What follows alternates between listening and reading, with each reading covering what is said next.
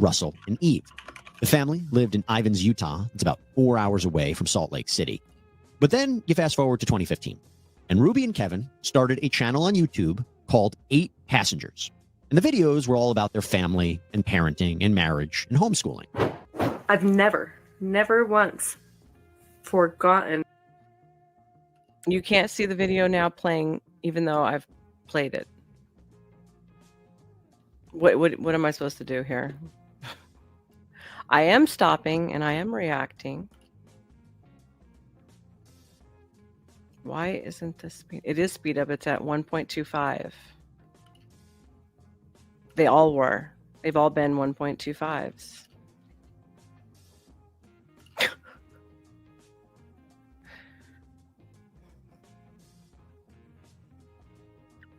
Okay, well, what am I supposed to, you can't, is it not playing at all?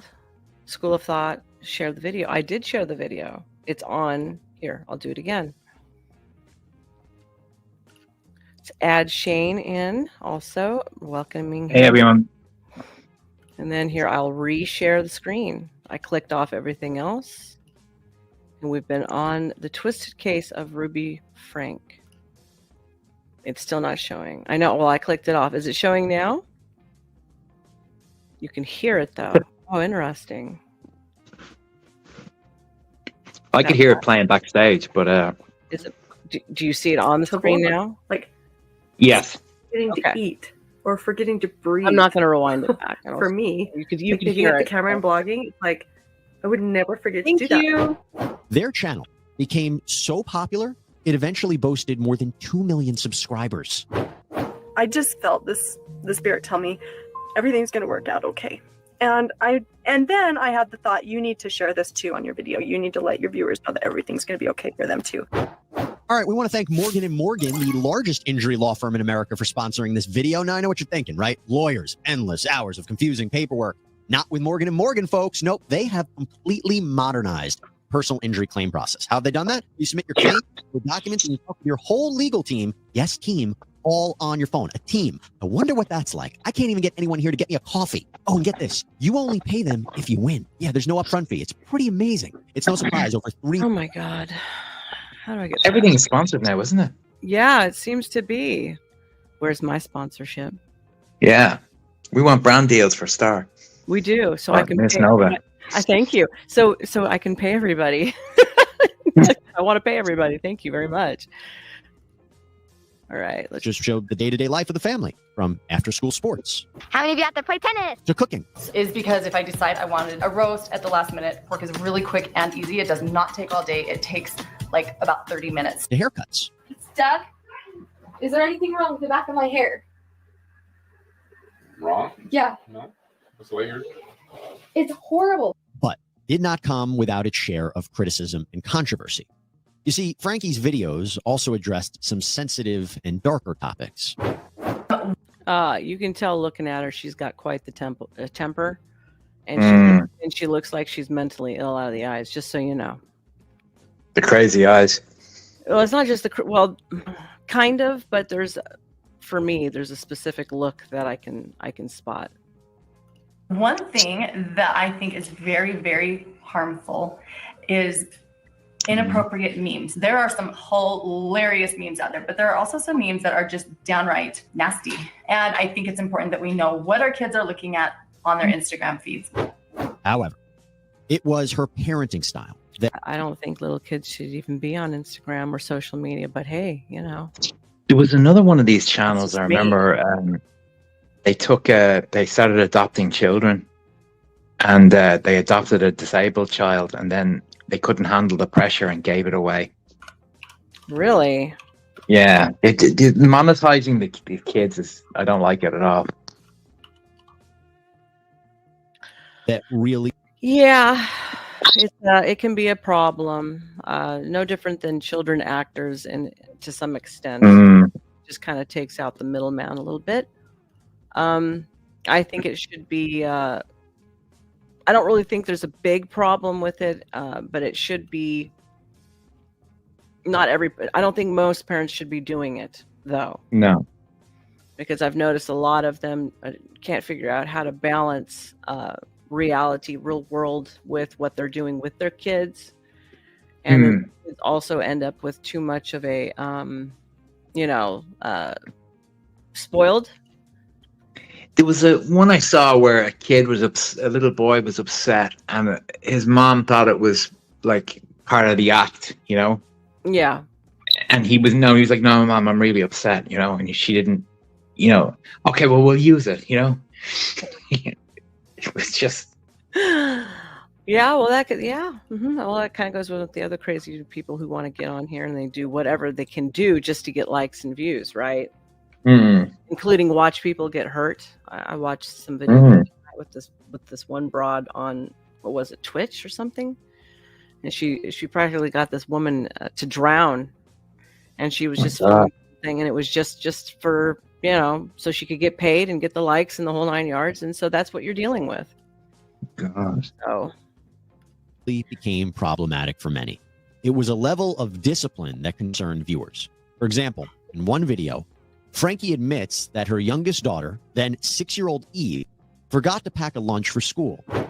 I know that her teacher is uncomfortable with her being hungry and not having a lunch, and it would ease her discomfort if I came to the school with a lunch. But I responded and just said, Eve is responsible for making her lunches in the morning, and she actually told me she did pack a lunch. So the natural outcome is she's just going to need to be hungry. 6 years old. what the hell? 6-year-olds are supposed to have their lunches made for them, not go out and make it. I mean, this isn't the Depression And era. accidents happen. I know accidents happen, and we're not plowing fields. What's wrong with slapping your kid a bologna sandwich together or something? Anything, anything. Honestly, at least and she looks pretty skinny too. Have you noticed that? In another video, Frankie said, quote, "My kids are literally starving. I hesitate to say this because it's going to sound like a mean barbarian, but I told the kids I'm not even going to let you eat breakfast until you get your chores done," which is all so chilling considering the allegations of starving her children. But the discipline would also consist of other acts too, like her and Kevin not giving their 2 youngest children gifts on Christmas one year because they said they were selfish. Now, the 8 Passengers channel, it was removed by YouTube, we believe, earlier this year. Reporting indicates that the family had also been posting less content over time. We don't know exactly why all this happened. It could be connected to the criticism of some about the punishments that this family doled out to the kids and talked about in their videos. Multiple accounts online have posted videos over the past few years pointing out these concerning moments that were all caught on camera. What do you do when you're disciplining your kids and they make you laugh? Oh, it's frustrating. All of my kids have done. Chad does it too. I do not, because I never get disciplined. We're adding our favorite clown now to the Hey, Trippy. You guys haven't even gotten to the part where it starts getting sickening, Star. Oh God, am I going to be upset? It's by the time terrible. we get to this? Oh my God! You want it gets worse. You want me to give you a spoiler? No. Wait till we get to it and then make some comments. Yeah. I don't want to jump too far And ahead. Ruby I'm Frank- sure I Yeah. would. Let's just He go. herself would respond to that criticism. Online who hate me, who would like to cancel me, who would like to see me. It's all about me. Look at this broad. Me. Me. I'm on stage. Yeah, watching look at now. her. She's almost makeup free for sympathy. You can tell it's that I didn't put makeup on because I want you to feel bad for me. Look. You know what? You could feel bad for me with my makeup on. Thank you. That's how I feel. I don't Well, want she was one of those. no. Actually, I What? think they already covered this, but I'm not sure. This was a mommy vlogger. This was a woman that was trying to teach people how to treat their children. Oh Hmm. God.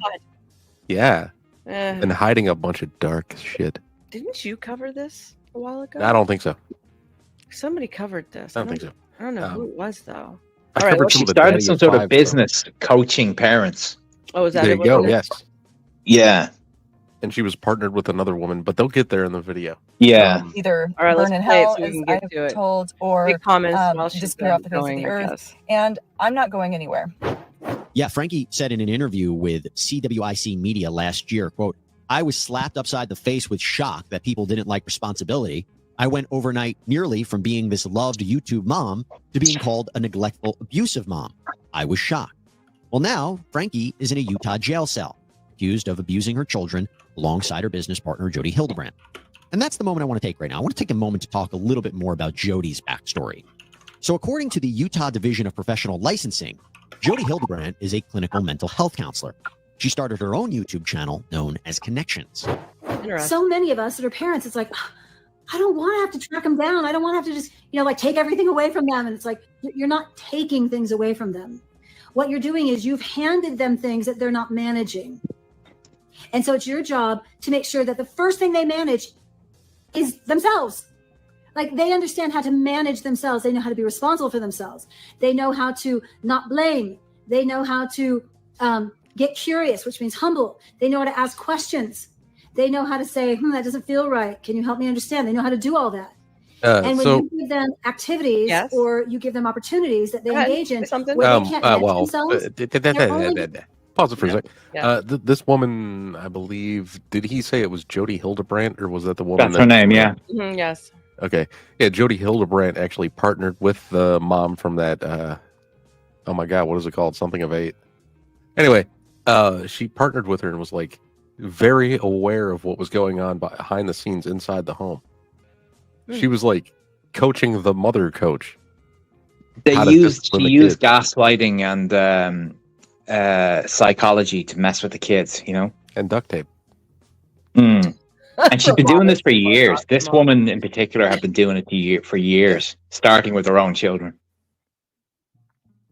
Yeah, no.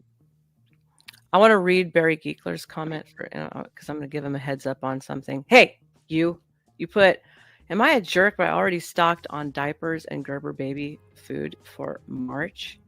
No, that's great. Is the baby already born? I thought it was on its way.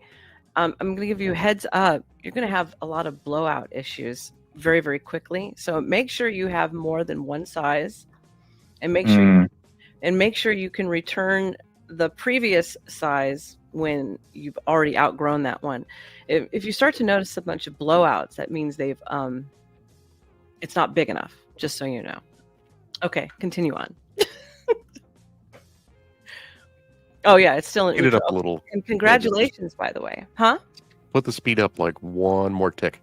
Okay. Going to become more and more unmanageable inside of these activities. Put it to At some point, Ruby Frankie joined Connections. We also believe that Kevin might have been in some of those videos. In fact, the website lists Ruby Frankie as a certified mental fitness trainer. And Ruby Frankie, as I said, appeared alongside Hildebrandt in these videos. I have been full-time. You wonder where I've been on my vlogs? So you wonder why I left YouTube? Head on this to save minute, my okay? kids. Okay. No amount of money. I'm telling you, put I my was head on this, making right?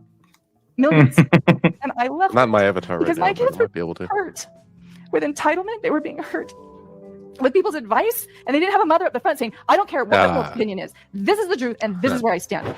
Okay, but now fast forward to last month, when according to court documents and a 911 phone call, Frankie's 12-year-old son, RF, here comes Ruby Russell, climbed out of a window at the home of Hildebrandt. He ran to a neighbor and asked him to call the police.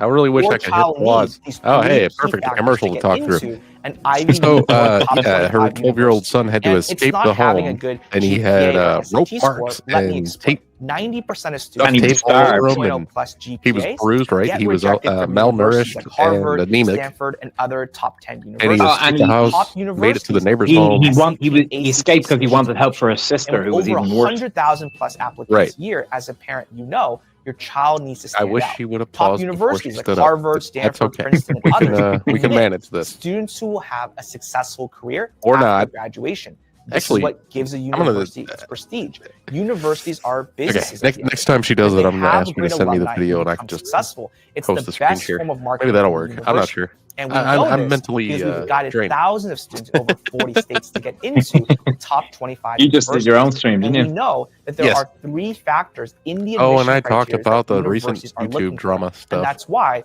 we have a free webinar where we go over the 3 main factors that prevent this was getting into the top colleges. And we covered the important parts of college admissions that are overlooked. Why 90% of students with 4.0 plus GPA are not accepted. What universities actually want in applicants. George. Skip that noise, man. I had to mute that, bro. Oh, God. Oh, my. I could have just asked her to send me the link, and then I could have hosted it. I have ad block. Me too. No. Should I unmute it? No, it's going back through. Still another commercial. For me, so going to therapy helped me. Oh, shut up, Rod. Well, hell. But yeah, her 12-year-old son had to escape the house, break the fuck out. There was also one of her older kids had made mention on one of her actual videos that he'd been sleeping on a beanbag for like 4 months because he pranked his little brother by telling him they were going to Disneyland. And the parents thought that was a very bad thing that he did. So they took his bed away, and he had to sleep on a beanbag chair for 3 months or 6 months. There was something about the kids being evil. She thought the kids were evil or something, or she was trying to, punish the devil out of them. Yeah, that was it. Yeah, they had demons in them or something. They all do. Some kind of person who thinks that you can, pray the away. You don't pray the evil away, man. You beat the evil out. No, beat the evil out of him. You duct tape him to a chair. You put him in a chair. Duct tape him to a chair and beat them with a yardstick. Oh, look who finally decides to join us. P. Fletch, 83. What a P. Fletch. He was probably over at the Raging Tomato stream. Oh, yeah. Yeah. Yeah, he's trying to get a little tomato juice. Never mind. He's trying to get seeds in his mouth. V8. Yeah, you can unmute. The commercial's over. Actually, he asked us to call the police. Might just want to pause it. So he's very afraid. This kid has obviously been. I think he's been. I don't have that kind of control. He's obviously covered in. We need cops here as soon as possible. Yeah, it appeared that Russell had been bound with duct tape, that he was Gosh, severely malnourished. He was asking for food and water. First responders, they come. They find his sister, EF. Hey, Miss Nova. Miss Nova, as soon as you stood up, a commercial started playing. Are you shitting me? Not even like Crap. 20 I'm seconds sorry. later. I am sorry to everybody. I did not know that. Hi, P. Fletch. Welcome back in. If there's a next time when you got to get up or whatever, just throw me the link and I'll present. And that way, I don't think I'll have to. I won't have to get up again. I don't. Or just pause the video and we'll shoot the moon while you're up. All right. Know to be Eve, 10 years old, inside of the home in a very similar state. Both were taken to a hospital. Ruby Frankie, Jody Hildebrandt, they were both arrested. Look at now, them. I also want to tell you that police noted as well that Ruby Frankie was seen on a YouTube video filmed in Jody Hildebrandt's house. It was posted 2 days before the kids were discovered. And the police said, quote, this observation points to Frankie being in the home and having knowledge. Miss Teacher of the School of Thought. Yeah. When right before he came back, they talked about how the 12-year-old son actually escaped the home and got to the neighbor's house and was shown to be malnourished, I think anemic, and he had bruises all over him with duct tape on his wrists and ankles still. It was you who told me about that. It was you. Yeah, he escaped. Probably. Okay, that's horrible. Yeah, he escaped. So he got to a neighbor's house for help. And and the neighbors brought him in. I guess the father, if I remember this part right, the father sat with the son and got him to tell him a little bit about what was going on. And the son kept telling, the neighbor, don't call the cops or anything. Don't tell on my parents because I don't want them to get in trouble. And during this whole situation, the actual, what was her name? Ruby, whatever the fuck. Her husband, the woman that was running this page, he had been away from the home for something about 6 months. There's some sort of divorce going on, I think. Some kind of separation. And he's largely claimed ignorance to any of this shit because, I think he also said that he left her because of the way she disciplined the kids, but he basically took off and just cut ties with his own kids and let them stay in that situation. If that was the case, if she was doing that to his kids and he walked away, then he's culpable as well. That's what I say. And apparently her sister was even aware of the way that she disciplined her kids, but not fully, because the sister is part of the reason that the situation is more known about now. And all of her kids were malnourished. I think the oldest son was 16 or 17, and he was the one that told the story about how he pranked his little brother, and his mom, she punished him by taking away his bed and giving him a beanbag chair to sleep on. That's horrible. For 6 or 7 months. What a bleep bitch. Sorry. Oh, thank you, Mary. She was using the Bible and that they were evil or had some sort of demons inside them that were making them misbehave, No, it's her. She's the one with the demons and the problems. Damn kids. I'll beat the devil out of you, you 6-year-old. That's horrible. With this hammer. Covered in a cinder block. Okay, stop. I'm not starting the video. Stop. Okay. Thanks, Barry Giegler. I do know a lot of shit. Each is charged with either inflicting the injuries themselves on these kids or causing or permitting another to inflict the injuries. So it's going to be hard to argue that Ruby Franke didn't know what was happening or didn't endorse it. And prosecutors are going to have quite the latitude to argue in front of a jury that these injuries constitute child abuse because under the various charges, it is abuse if the injuries result in a form of torture or malnourishment, even severe emotional harm. These are serious crimes. In fact, the maximum is 15 years in prison on each respective charge. Let's go back to the early warning signs of trouble. Well, back in 2020, Child Protective Services went to the Franke home to investigate claims of abuse thanks to a change.org petition. This again seemed to be brought on by the viewers of her channel and people who were concerned with what they were seeing. But here's what may have prompted that. So then 15-year-old Chad, Franke's oldest son, was sent from Utah to a camp in Arizona called Anasazi. It is a weeks-long wilderness camp for troubled teens. And when he got back, he played apparently some pranks on his younger brother Russell, whom he shared a bedroom with. And take a listen to what Chad and Ruby Franke, his mom, had to say in a video that she posted, and eventually it was taken down. In our house, when we take something away, it's because they have shown that they are not responsible enough to manage it. And so we don't just turn around and give it back as soon as they start acting good. It has to be consistent. It has to be consistent over a minimum of 6 months. My bedroom was taken away for 7 months. 6 months? It's insane. Minimum of 6 months. Now, I mean, we're not talking about a teenager using a car and, you know, driving to Mexico or something and partying. We're talking about a bunch of little kids, you know? Yeah, or being grounded or something. I think after this, one of the other sons was sent to a camp or something like that, and he used the opportunity to actually call his own father and try to get his dad involved. But that was, I think that might have been the same kid. I'm not sure. But one of the kids, Uncle Guns is giving the "I'm sleepy, this is boring" sign. Wake the fuck up! Wake up, Mr. Guns! Wake up and grab a brush and put a little makeup. let's push through a little bit, and then you do more commentary towards the end. Didn't give it back like a couple of weeks ago. I don't think our viewers know that. You've been sleeping on a beanbag. I was sleeping on a beanbag since October. My room back like 2 weeks ago. Oh, I'll give you the reason why I lost my bedroom. I think so. I think it's the reason. At least this is the reason that's in my head. He doesn't even know the reason he lost his bedroom. Do you see that? Mm-hmm. It's been so long. And little kids are emotionally up and down, right? And their attention span is pretty low. So trying to do that long term doesn't even work anyways. As far as I remember, he just told his little brother that they were going to Disneyland and got him all excited, and then smacked him with the "Sorry, no, we're not going nowhere," you know, and thought it was funny. Yeah, that's probably was. Took away his entire bedroom and gave him a beanbag. How about overreacting? Yeah, so yeah, she's the look at her face. Yeah, she's the overreacting deep. Oh yeah, you can look at that and see eyes. how mad she is. She's a very angry person, anyway. Mm-hmm. So control freak. Yeah, well, usually you are angry. You're more angry the more of a control freak you are in those. That Adam's apple. Adam's. She's got an Adam's apple. A lot of really thin women do, though. So. It's pretty funny, but now I look back at it, it's pretty depressing. No, we never told our viewers. I woke Russell up at 2 in the morning and told him that we're going to Disneyland, and he asked pack, and he got up and made his bed all neatly, and then packed all his clothes in the suitcase, and then he walked out the door, and I'm like, Russell, he was like, what? And he's all happy, had his sunglasses on, and I was like, we're not going to Disneyland, and he started crying and hitting me, and then he went back to bed. It's kind of funny. So that was not the reason. That's an average prank. Well, the other reason is because I pointed a BB gun at his face. Pointed a BB gun at his face and hung him on Pointed a BB gun on his little brother.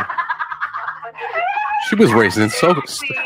The day I got home, too. Chad came home from Anasazi and Russell was like, I want to try dunking the basketball. And I lived in a and he was and left him there for 3 minutes. And he was just hanging on there. Do you think it's funny? Because and then I walked out. If you think it's funny, then that was 7 months ago. Maybe you need longer without a bedroom. Oh, damn. Chad showed that he was not able to manage himself sharing a bedroom with Russell. So when we moved, the bigger room in the basement was automatically his, and I didn't have a room, but we put one on hold for me. So a lot of you are like, hey, that's not fair because Chad got the lesser bedroom and Russell got the bigger bedroom. Russell got the big bedroom and Chad got the smaller bedroom. How do you put a bedroom on hold? You go, no, you're not getting a bedroom until you do this other thing. Oh, okay. And we put caution tape in front of it too, with an alarm bell or something. Well, I mean, there's no bed in there or dresser or anything in there or something, you know. Just let them sleep on the carpet, I guess. Like, that would probably be a punishable offense in that household as well. But like, did you hear the things he was doing to his little brother? Like, just average boy. Like, oh, you want to dunk a basketball, and then he hung him from the rim. Yeah, you know, like stupid stuff like that. It's not even that bad. Average boy stuff, actually. Yeah, right. Like other families, their big brother is lighting the little brother's toys on fire and laughing at him. So. I remember my much older uncles giving my cousin, we're like the same age, you know, pulling his underwear up between his wedgies, or pampering him, you know, because he was kind of a little prissy asshole anyway, so he kind of deserved it. And then pull your underwear up your ass while you're trying to pick up your pants. Yeah, pretty much. All right, let's push it. And Russell's bigger bedroom also had a bathroom. But what you guys didn't know was he didn't get any room. He didn't get anything. He was sleeping on the floor in the family room. It hurts me just as much as it hurts my kids.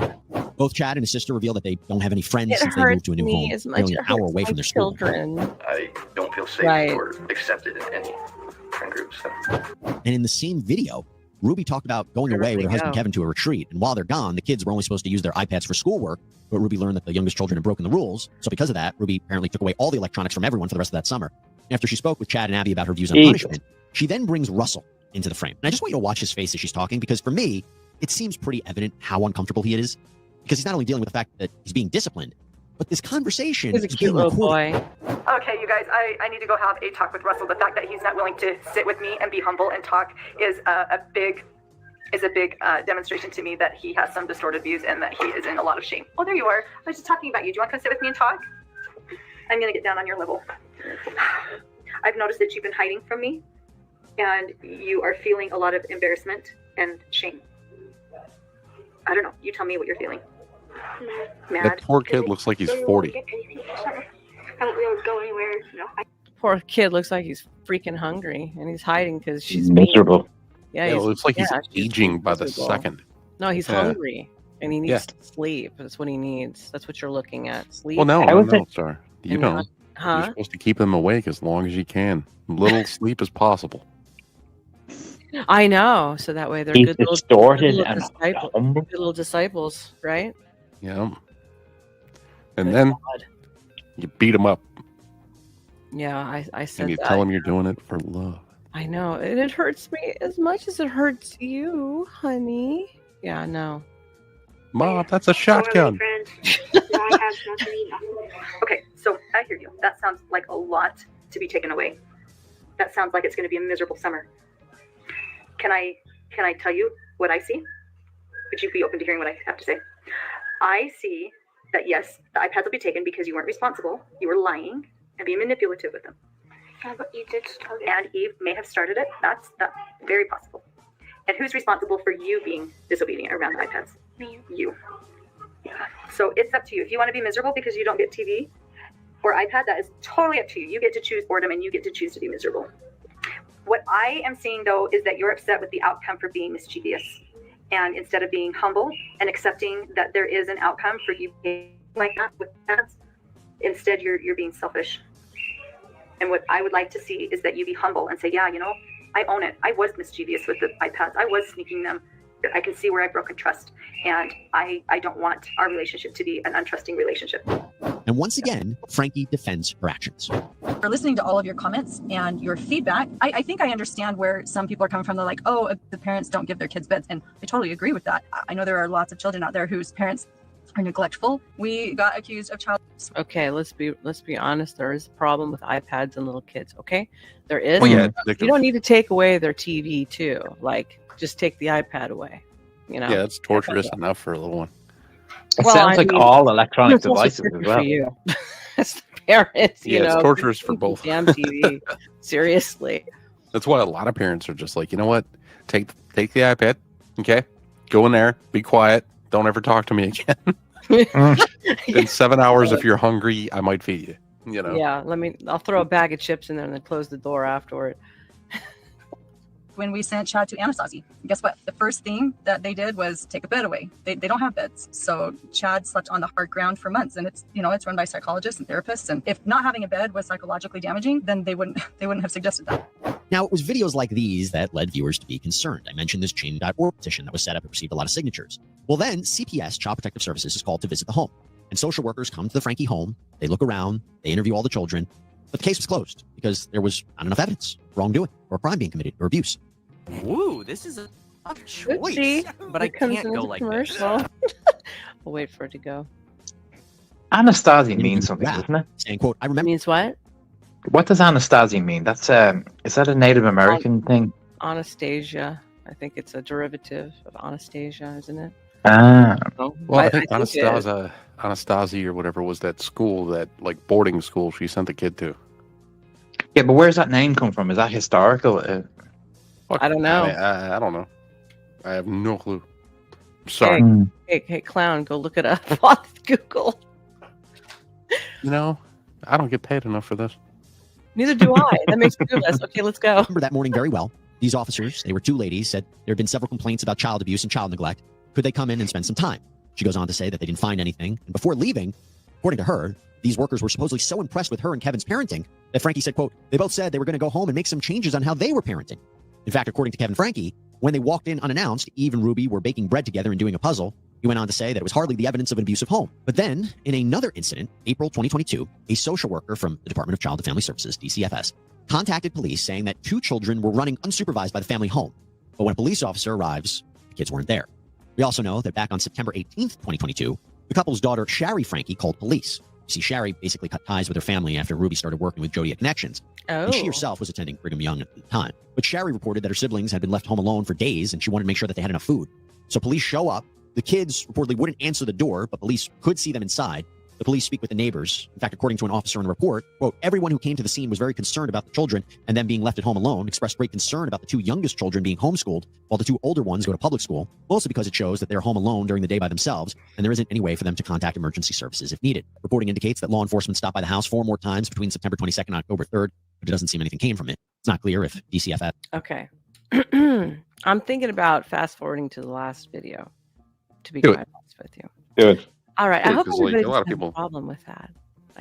I hope you You know what? If appreciate they have I'm a problem trying with to it, save you. if they have a problem with it, then just gonna have to, like, you know, answer to the teacher. Oh, that's right. And we all know how I like to put you all in detention and well, punishment, spank bottoms. Yeah. And then I've broken your trust. Line, single file line, everybody. Assume the position. Screaming Beagle says it's an ancient native tribe that has mysteriously disappeared. I knew it. Yeah. Yeah, and And it, then Barry Giegler says an early native tribe in the SWUS. it's also a Southwest. boarding school. I looked it up. The St. Anastasia School. Bandit. It means that I have the whip. I'm waiting to make more money to upgrade to a crop. Okay, I prefer a crop to this. All right, but one must do what one must do. In the meantime, here we go. We're going to go to the last video, and everybody says, "Praise the Lord," and it is called the Manosphere is Occult, Part 2. And we're going to end on this one. Hold on to your knickers. Let's hit play. Hello again. My name is Two-Sided Jack, and this video is going to be a part 2 on why the Manosphere is a cult. So last time I talked about how the Manosphere is a cult with reference to an article by the man named Mark Manson. This time I have a different source titled Characteristics Associated with Cultic Groups. So I'm going to be doing much of the same thing, but referencing essentially just a second source this time to really reinforce that the Manosphere, particularly I would say the Red Pill, is a cult. So Romano says, but will Star show her knickers? We'll find out. Not unless I put out a calendar or a wall-size poster or an 11x14 signed. Until then, no. Like I Go ahead and make my own cult calendar. article is characteristics associated with cultic groups, and essentially Clown Apparently, already. Uncle Gomes is going to make a calendar. Yeah, the clown already has one. Oh no, I mean like is a bunch with What? you on it though. Oh God. We'll see. We'll see. Until then, not just yet. Okay. of bullet points. I mention cult-like behavior, and I'm going to go by them one by one and see if they relate to the Manosphere or the Red Pill. Spoilers, almost every single one does. So without further ado, let's get into it. Characteristics associated with cultic groups. Revised. Michael D. Langone. Excuse my, frazzled voice. I've just come out of strep throat, and it's currently a heat wave in the UK. So doing pretty worse for wear, but we'll live. All right, get on with it, buddy. Concerted efforts at influence and control lie at the core of cultic groups, programs, and relationships. Many members, former members, and supporters of cults are not fully aware of the extent to which members may have been manipulated, exploited, even abused.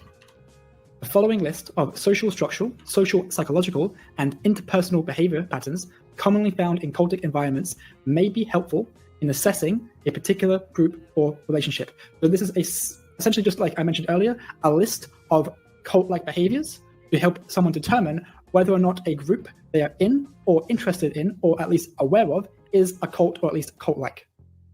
Compare these patterns to the situation you are in or in which you, a family member, or friend is currently involved, just like I mentioned. This list may help you determine whether there is cause for concern. Bear in mind that this list is not meant to be a cult scale or a definitive checklist to determine whether a specific group is a cult. This is not as much a diagnostic instrument as it is an analytical tool. So with that, I should put a disclaimer in. Just because the Manosphere/Red Pill will meet a lot of this criteria does not, by this article alone, determine it or diagnose it a cult. Rather, it's just essentially another nail in the coffin.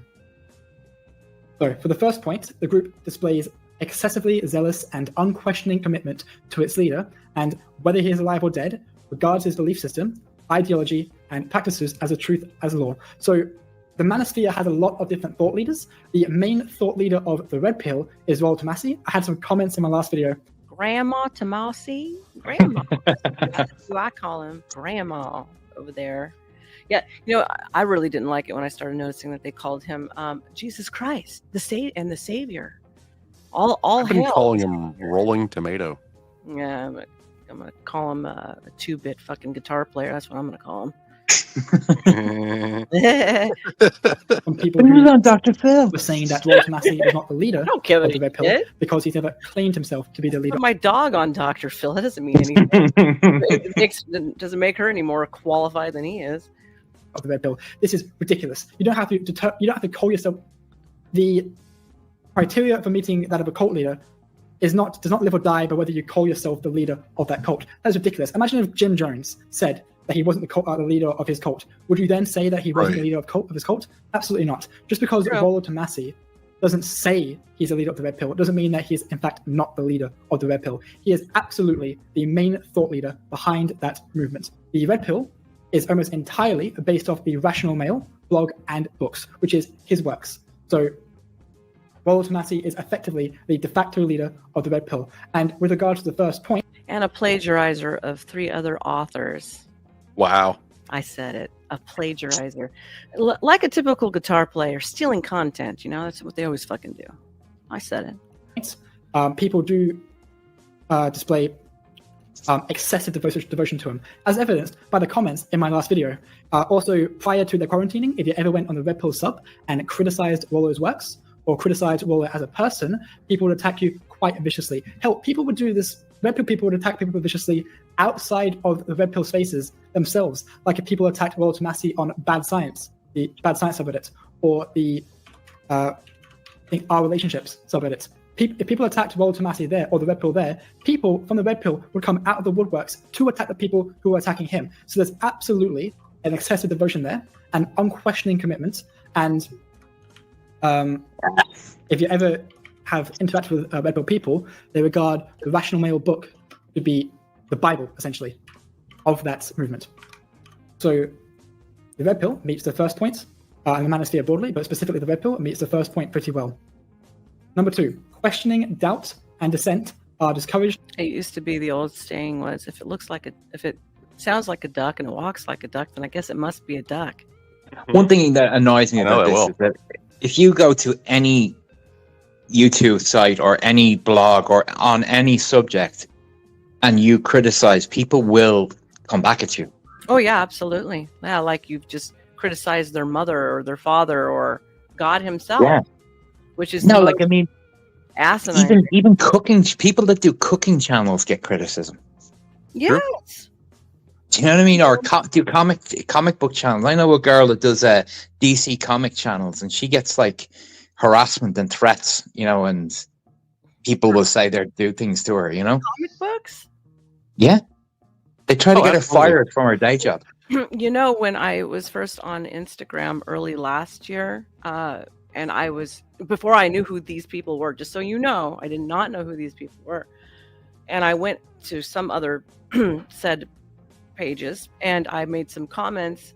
All of them started I had like five or six guys threaten to grape me. There you go.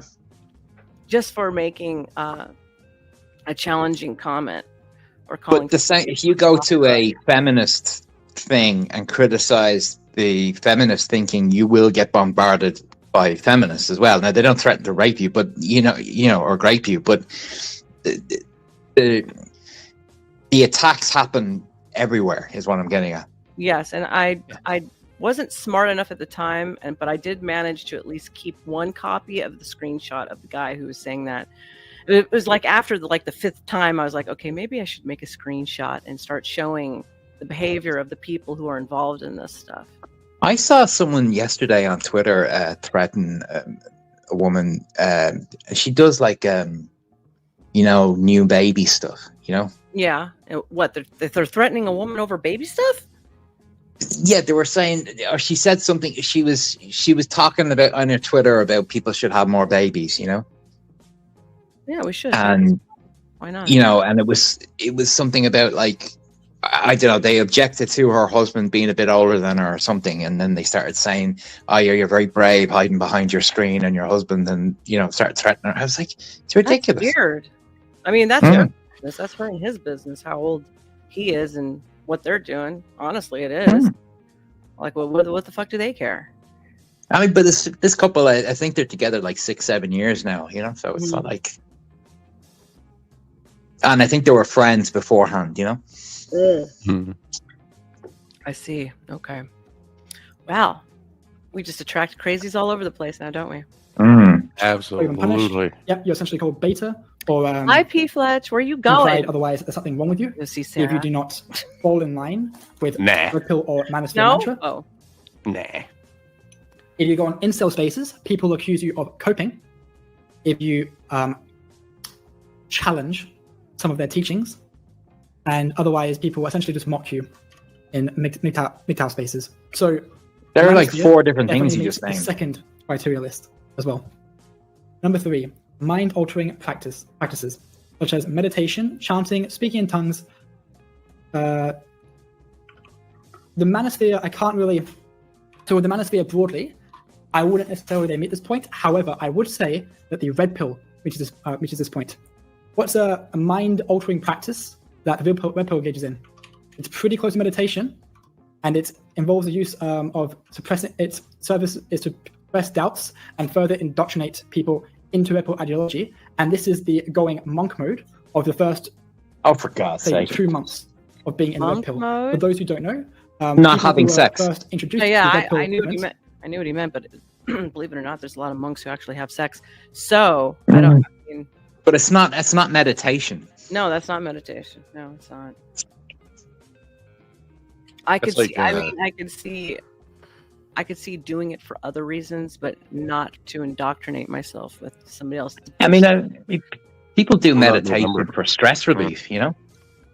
Yeah, but even in the Bible, people talk about spending time with the Lord alone and abstinence and fasting and time and prayer. Okay, I could see. Good for the soul. I could see doing it for stuff like that, but not for somebody's fucking book. Were advised by members of the community to undergo monk mode, where they shut themselves off from essentially any other sources, and basically just spent 2 months solid, fully investing themselves in Red Pill literature to become as indoctrinated as possible. So this would be considered that's not right. Altering practice, meaning that the Red Pill, at least, has met the first 3 criteria in this list.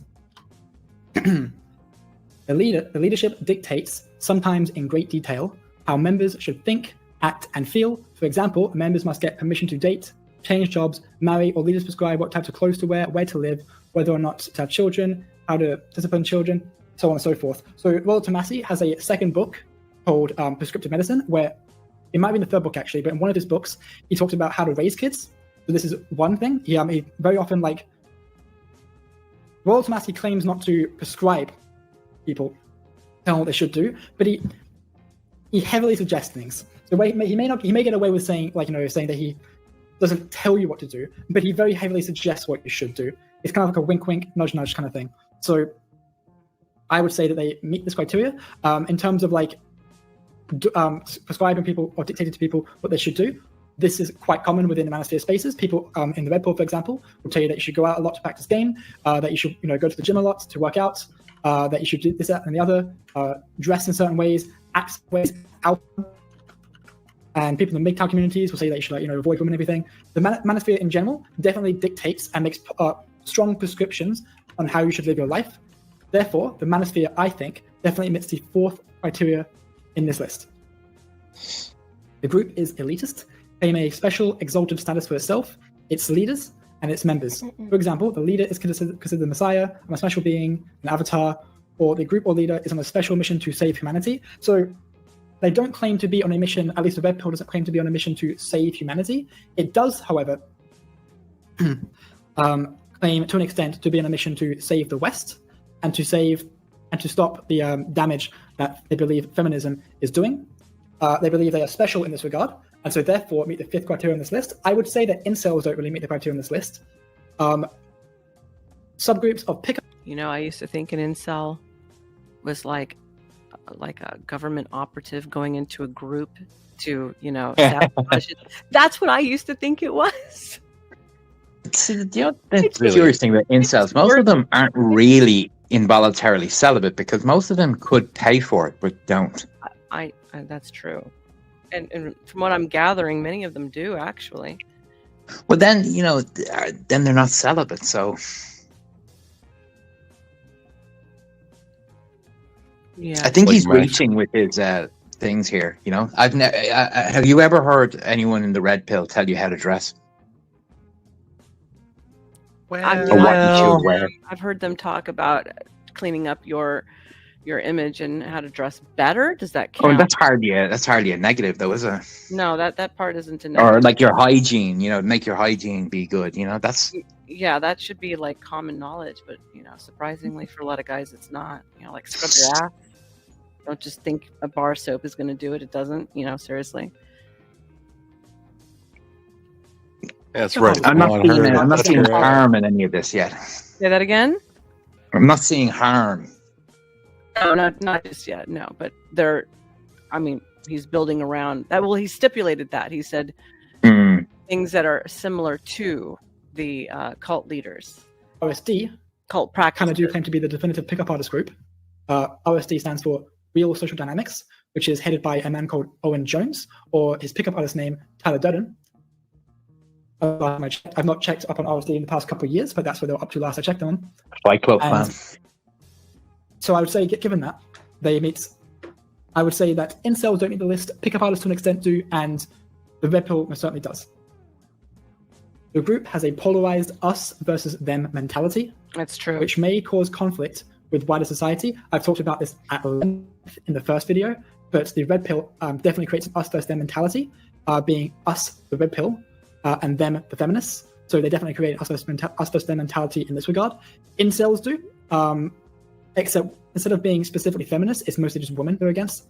And MGTOW for the same thing. I would say that pickup artists, though, don't engage in this behavior. So 3 of the 4 main... Interesting. I did not know that POAs do not do that.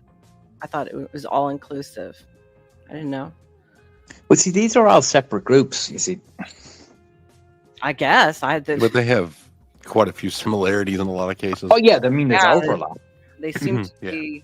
From everything that I've been seeing, it seems to be all kind of coordinating together. Well, a lot of the PUA guys are sort of feminists, or they encourage that sort of thing. For their own advantage, They encourage it to what extent, though? Because you will see, like, like Alex on that Playing with Fire thing, he gets on with all of the OnlyFans girls, or Michael Sartain, he does the judge bikini contest or something. I had somebody very interesting bring this point up to me once. Like, if it wasn't for feminism, you wouldn't know, or you would probably, how did he put it? Less natural desire. So feminism encourages desire from a woman, and they're less reliant upon men, so then they get genuine desire out of a woman. So I thought that was kind of an interesting point. Yeah, maybe. Subgroups of the manosphere engage in this polarizing us versus them mentality. The leader is not accountable to any authorities. I can't account for every leader in the manosphere space. Andrew Tate, who's considered somewhat of a leader, again, I guess the Dan Blizzardgenarian of the manosphere, is actually being held to account by authorities, as his bitch boy ass has fled to Romania to avoid rape and human trafficking charges. Because, he's a pussy. Boy ass. Doesn't accept responsibility for his actions. This guy hasn't been keeping up with the news. Boy ass comment in there, with regards didn't he? to Rollo Tomasi, the leader, again, of the Red Pill, I would say, he's not accountable to any authorities. He is the authority. So they meet this criteria. Accountable for what, though? If he commits a crime, he's going to jail. Right. I would really like to know how these guys are even the authority of anything. Well, they're not. But I mean, you could take this list and you can apply it to multiple groups. So, and if it applies to multiple groups, then it's not especially harmful. Hey, Stefan. Nice to see ya. Welcome in. Let's see what more he has to say. I mean, if the red pill is a reaction to feminism, then feminism started the us and them. I don't know about that. Well, think about it. Like, the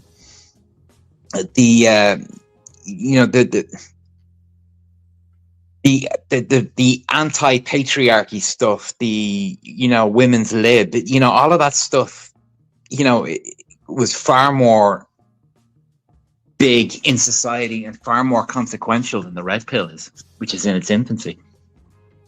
Well, like you said, it's in its infancy, but so far it's pretty bad. It's what it's doing so far. I mean, I'm not. What has it done that hasn't already been a thing? You're seeing large groups of males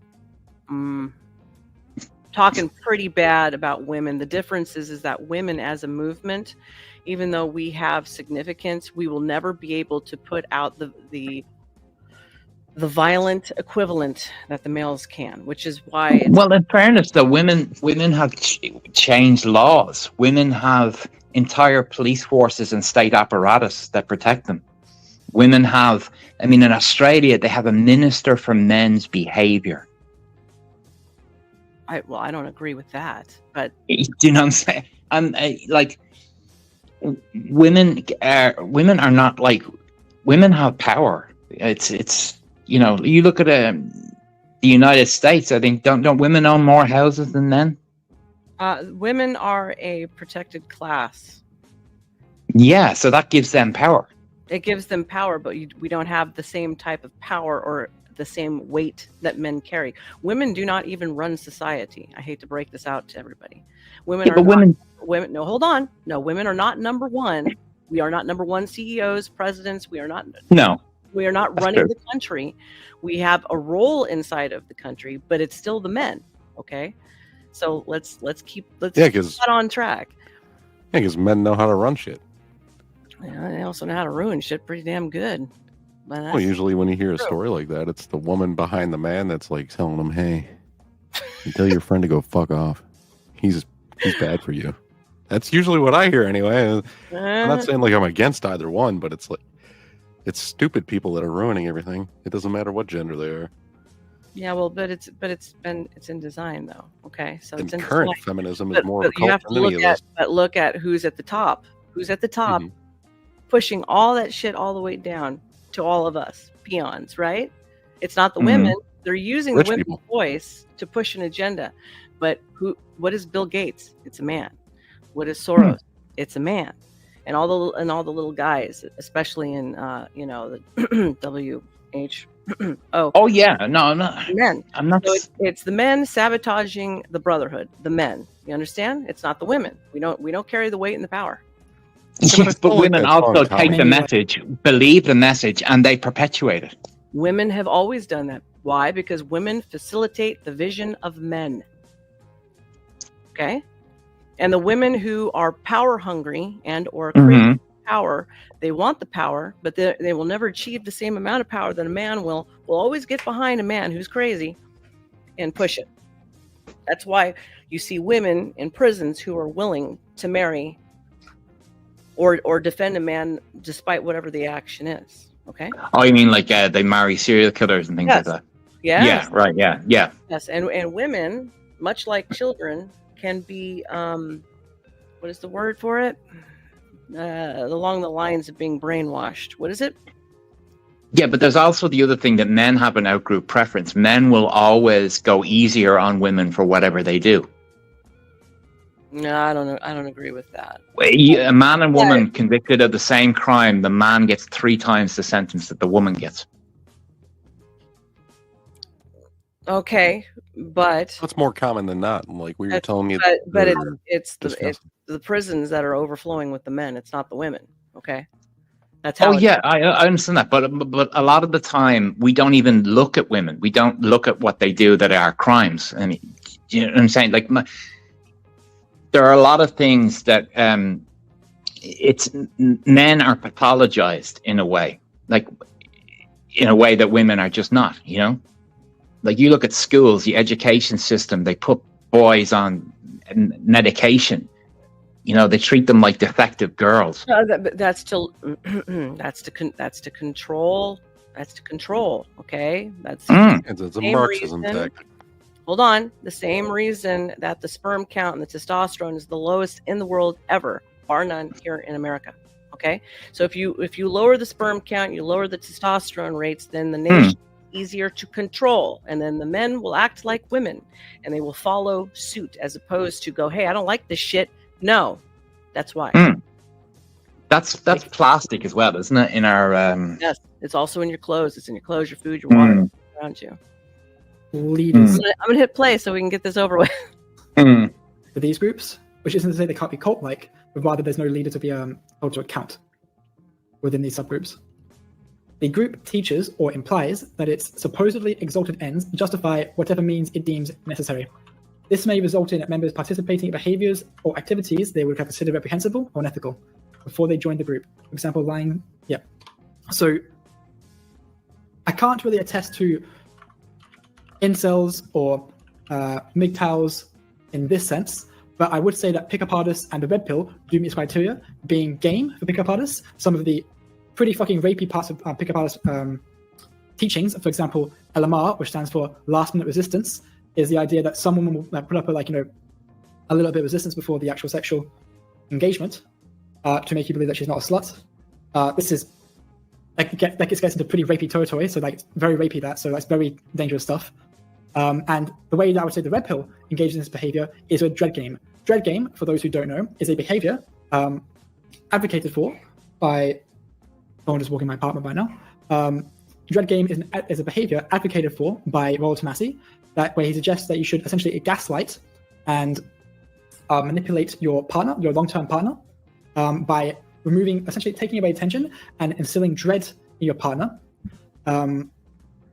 Dread as whether you'll leave or even cheat on them whenever they act in a way that you don't like. According to Rollo Tomassi, this will keep you being alpha in her eyes, and therefore less likely to leave you, or less likely to fall out of love with you, or much less likely to find you beta at some point. To Rollo Tomassi, if I'm not mistaken, he does actually say some, I guess it's unfortunate it has to be this way, but he does say that it has to be this way. So this would be an example of the red pill essentially implying that its ends justify its means. As you can imagine, to anyone who's not in the Manosphere space, Dread Game sounds hyper-manipulative, and that's because it is hyper-manipulative. Kind of like putting fear and dread into a woman so she thinks you're going to leave her at any time if she doesn't follow suit and capitulate.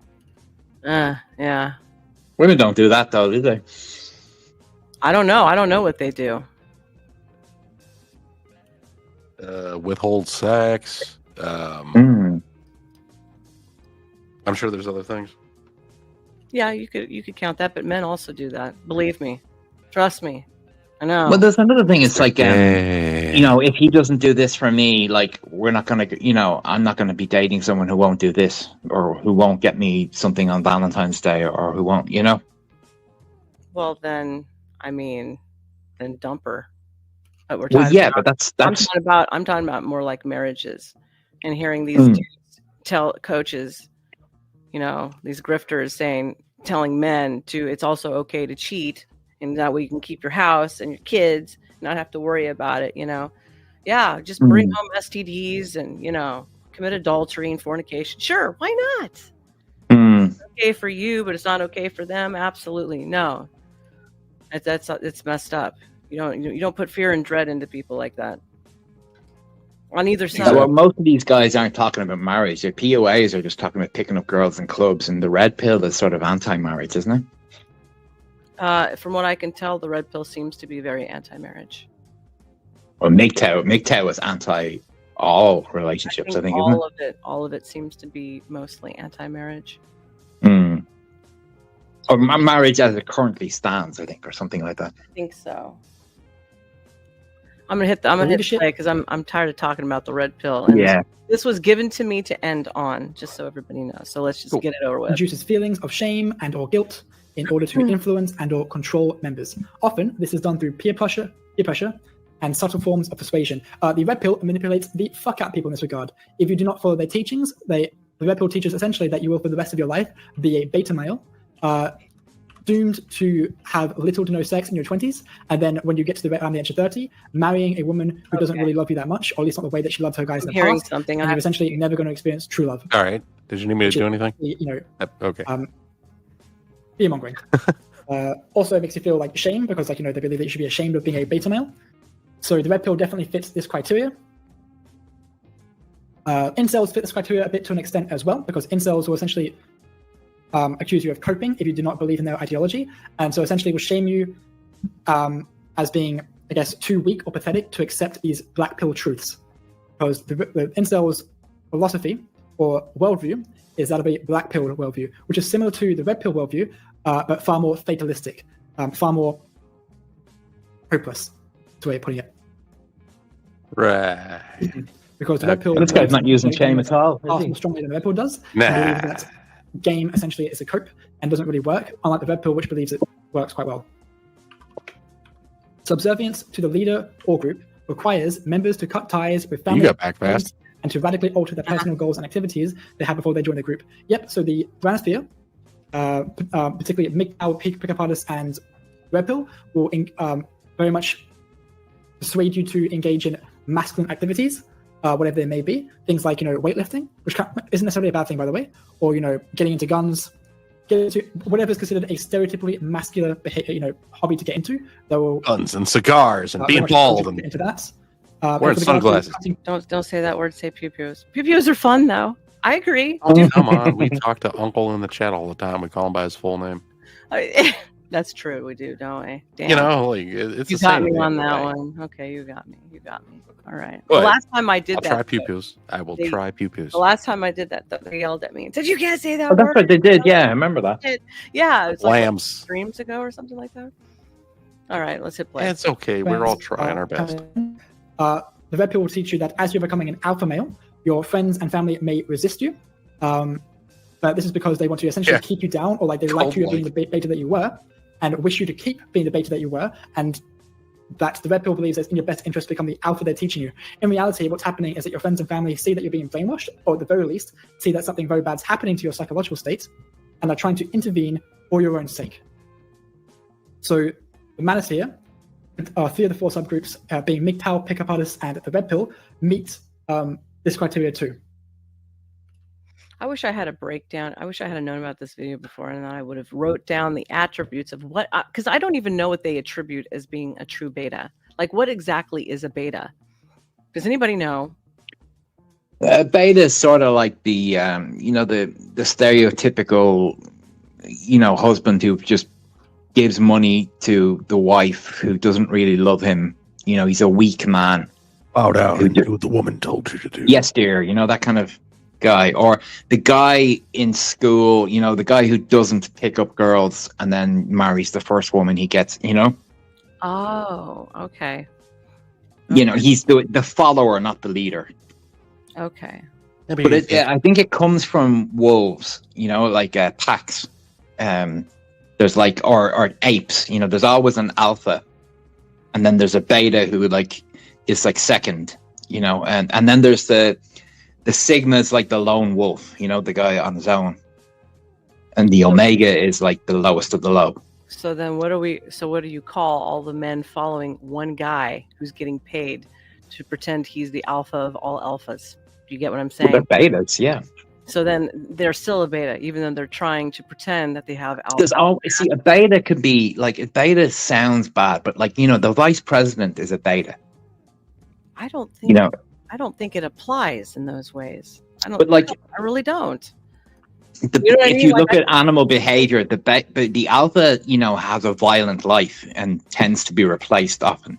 Yeah, that's true. But I don't really think beta is the best analogy for a dude who's married in general. You know, like I think they should come up with some other term, I guess. Well, the other, you see, do you know that guy Jesse Lee Peterson? You know that you know, when someone says something weak or something or woke, he usually says beta. You know, he has a little sound clip. You know. Mm-hmm.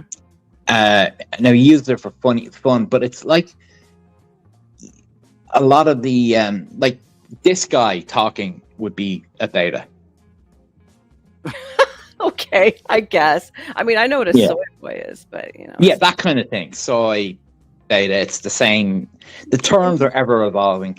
Yeah, but when I hear soy, it's more like a political / way that they are and of in being, not because they have a wife. You know what I mean?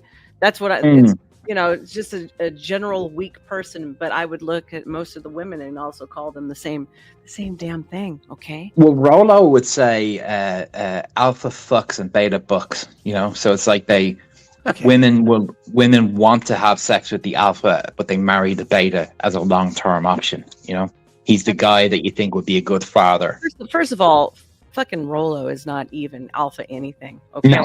That dude's got softer hands than mine. Trust me when I say that. Number two, who the hell is he to sit there and call all these dudes that shit?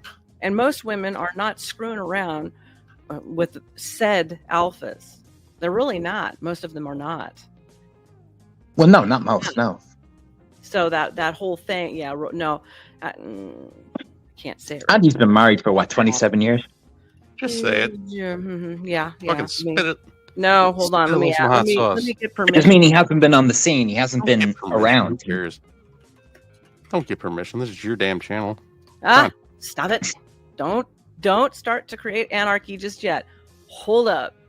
But anyways. One thing though, he doesn't advocate for cheating.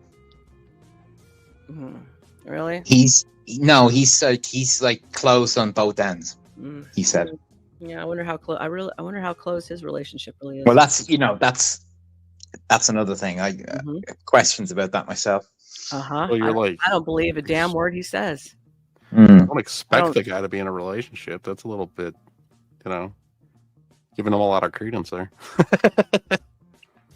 You know, what I'm saying, like, you know, him, yeah. According to some rumors, he's had a side piece for quite some time. Just so you know.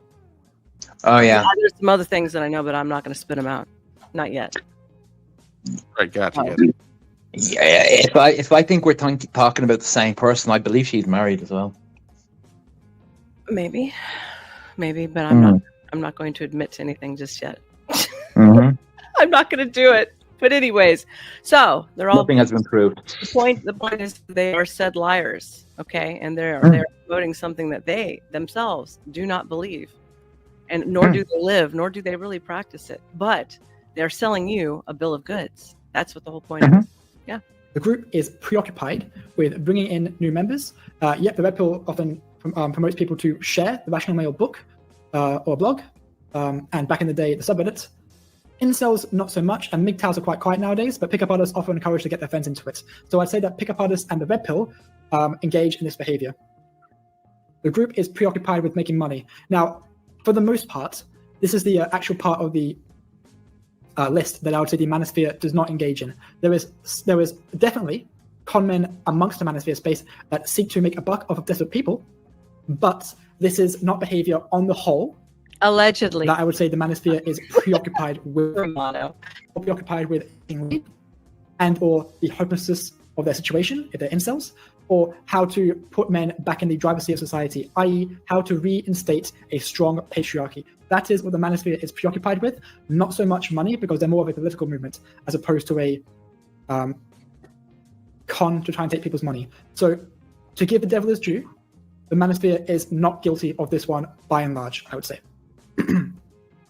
Members are expected to devote inordinate amounts of time to the group and group-related activities. If you're in the Red Pill, you're expected to go monk mode, which is an inordinate amount of time, so they meet that criteria. Incels, not so much. MGTOW, not so much. Pickup artists, you're expected to submit a lot of time into learning and practicing game. So I'd say the pickup artist community definitely fits into this criteria a bit, as well as the Red Pill community. He's wrong about the monk mode thing. The monk mode, that's a MGTOW thing. Is it? Yeah, that's like guys that go, look, they go for celibacy, they avoid relationships, and they just concentrate on their life or their career or their job or something.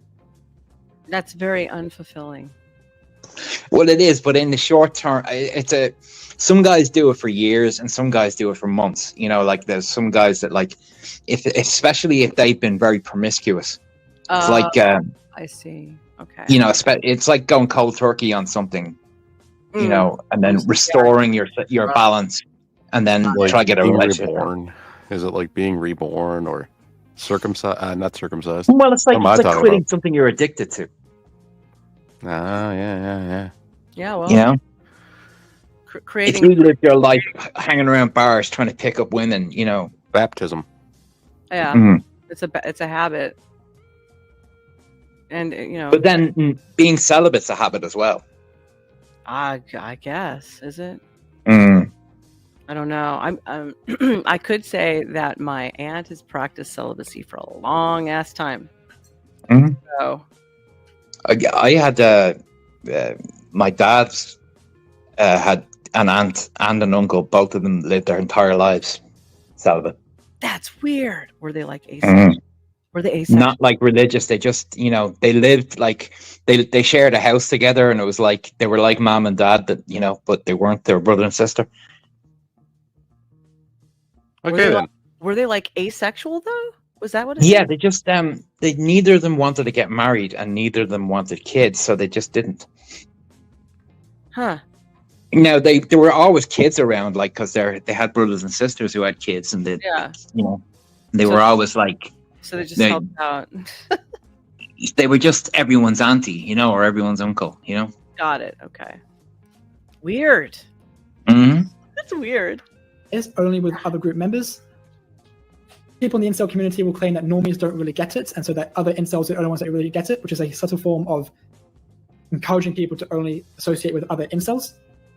And I guess the Red Pill and pickup artists as well, to a small extent, say that it's good to socialize with people in the community. But I would say, to be fair, this is not something that's like that much of a problem within the manosphere. The manosphere seems to be pretty okay with making friends with normies, as they put it.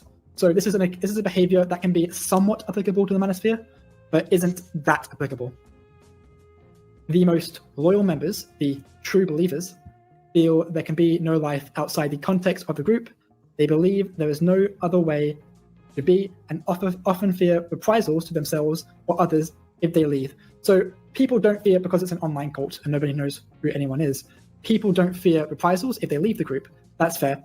But I would say that it's quite common of people, particularly in the incel and red pill communities, who believe that like their worldview is absolutely incorrect, and there's no other way to view the world, and there's no other way to be than or no other correct way to be than to be an incel or a red pillar that isn't cope. But I would say that the red pill and incel communities fit this criteria, but not so much the MGTOW and pickup artist communities.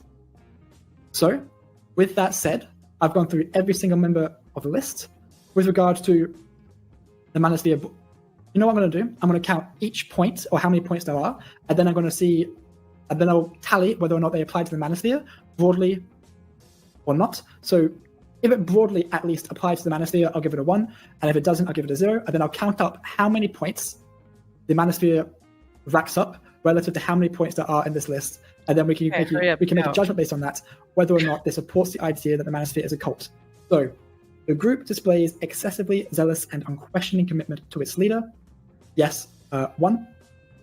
Questioning, doubt, dissent, and discouraged. 2. Mind-altering practices are used in excess and serve to suppress doubts about the group and its leader. Red pill. 3. The leadership dictates, sometimes in great detail, how members should think, act, and feel. Yet definitely 4. The group is elitist, claiming a special and exalted status for itself, its leaders, and its members. 5. The group. Us versus them mentality. No. 6. Not accountable to authorities.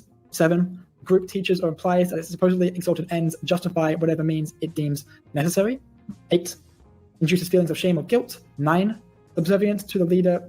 To an extent. A little bit less in this point, but yeah, I would say so. 10. Preoccupied with bringing members. 11. Making money. Nope. So it stays at 11. Members are expected to devote an inordinate amount of time. 12. Members are encouraged or required to leave. Socialize on the group members. I would say no for this, so still at 12. And the most loyal members feel there can be no life outside the context of the group.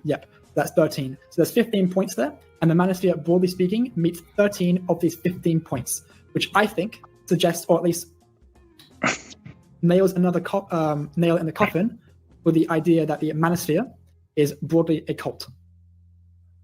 I think in my next video, I might start actually addressing some of the leaders themselves. I'm thinking about whether I should go after Royal Tomasi first, or maybe Andrew Tate, since Andrew Tate is making headlines recently. But I'll give that some more thought before I do the actual video. Well, we're done with that, gentlemen. Oh, thank God. No kidding. I was at the very middle of it to the end. I was having a hard time following him. Not the best well-spoken individual, but it's okay. You know, God bless him for trying. Yeah, bless his heart, you know. As they say in the South, and it's not a positive thing when they say that to you in the South, just so you know. So bless his heart. God bless his heart. It's like saying, AKA, damn, that's an ugly baby. I know, right? What a pretty baby, bless its heart. So this has been going a long time, and I kind of want to get up and walk. Yeah, you're going. So 1.5 hours. I know it's a little long. So does anybody have any closing thoughts before I address and do an outro? I would just say that it's very, very, very easy to get into something like that. That there are cults everywhere. That there are charismatic leaders everywhere. Yes. And I would agree that most people don't even seem to notice that they're in one of these cults. I think the cognitive dissonance is an epidemic. I would definitely agree with that. I mean, I've heard people in politics talk about politics and talk about members of their own family and say that if they were on fire, they wouldn't pee on them. Oh yeah, I've heard that too. I've experienced it. You know, you know, I can run in and save them, but if I need any help in return, oh God, it's like crickets. Ain't no phone, ain't nobody around. What's that old saying? Blood is thicker than water, but politics is thicker than blood. Oh yes, absolutely. I don't think blood is thicker than water anymore, unfortunately. But you know. Yeah, it's been watered down, hasn't it? It's been very much watered down. Yes, even in devout religious families, it's been watered down. Mm-hmm. Personally, I think that that's how they've attacked family, you know, and they've ruined family. Family is the foundation of civilization. It is. You know, and if you undermine that foundation, the whole thing collapses. Correct. I 100% agree with that. And I think it's been undermined over, I don't know, what, a couple of 100 years? Yeah. You've been gradually, attacked.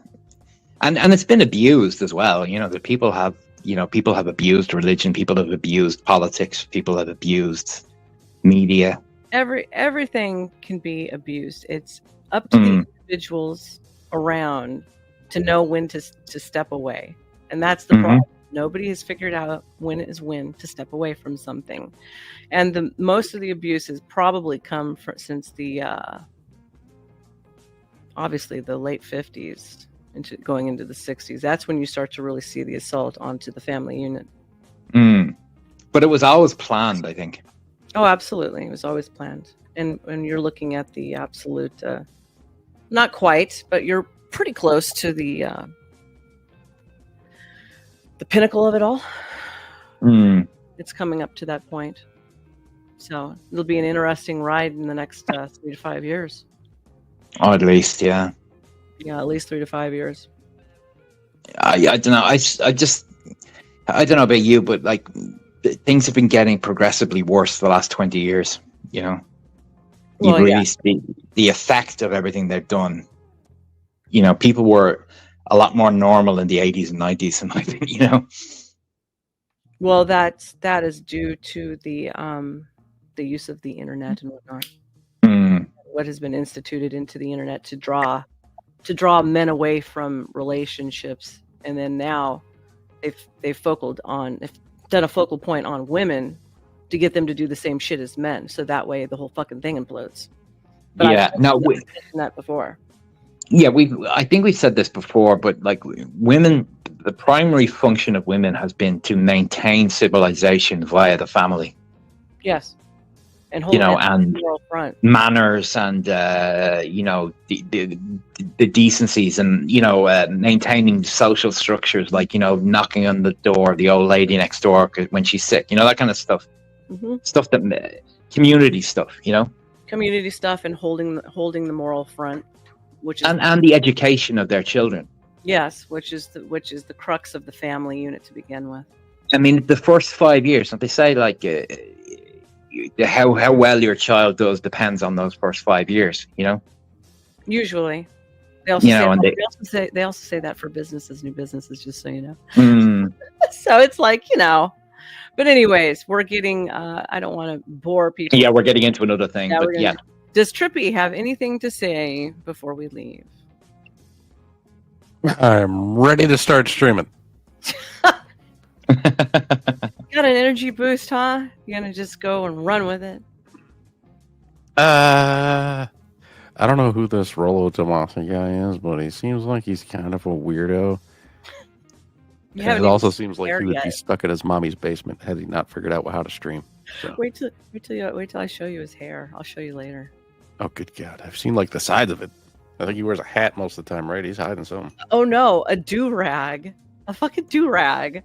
I can send you an anti-Rolo video. Someone that kind of hates, gives a very scathing review of Rolo. Do it. I want to see it. I want to see what they have to say. Oh, it's about 2 hours long. Holy! She really goes hard on him.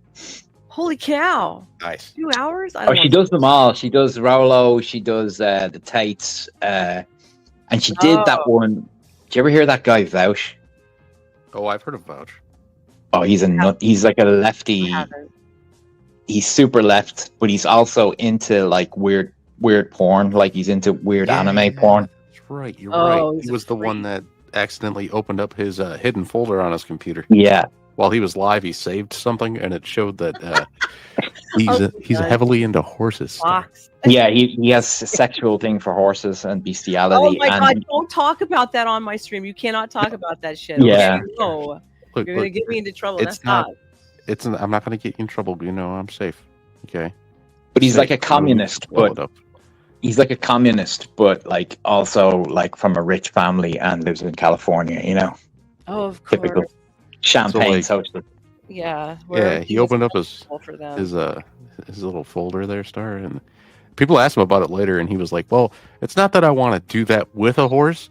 But I would like to have what a horse has between its legs, you know? Like he wants to have that big of a All right. One thing he did, this woman, she did a video on him because this one, she dresses sort of like, like office, like a professional blouse, skirt type, office, and a cardigan even. And he said that she looks like something out of Mad Men, and she dresses like she wants to be graped. Okay, all Holy right. All right. He's a lovely human being. I'm taking you off the stage. Thank you for being here. I am done with this conversation. Anyways, I hope everybody enjoyed all of the attributes of what cult leaders are and how to become one if you want to. You've got a little tip in the beginning. In the meantime, thank you for joining me in this overly long stream on a Wednesday. And I hope you have a wonderful rest of your week. To all my little thoughties out there, make sure you behave yourself or you're going to stand in line and assume the position. Until then, we will see you next time. And good night. Mwah. See you later.